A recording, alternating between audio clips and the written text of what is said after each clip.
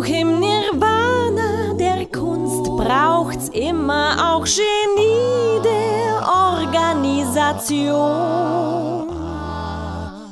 Ein Meister für wahr, für alle sichtbar, zupft da an der Kontragitarre.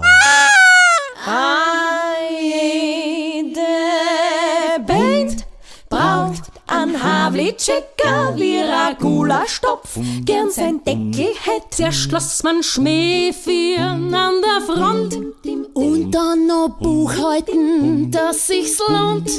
Was wär a Band ohne Havlicek-a? Das schönste Akkord ohne Grundton. Hätt ma alle zusammen was Gescheites gelernt. Dann könnt der Havlicek a ruhige Kugelski Mit am Luftschiff Hume nach Thailand fliegen, mit der Klampfen auf seinen Strand durchknotzen und blöd eine in den Himmel glotzen. Jede Band braucht an Havlicek-a wie a Duschkosten, gern ihren Deschek hätt. Zuerst soll er aufspülen wie ein Star und dann gleich hupfen die Gage in Bar.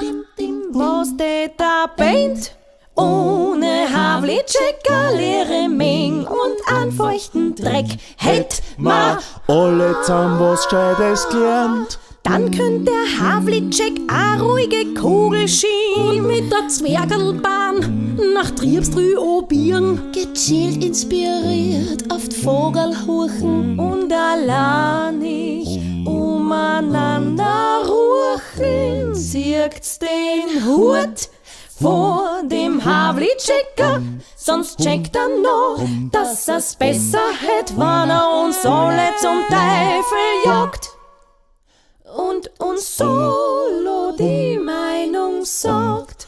Chapeau.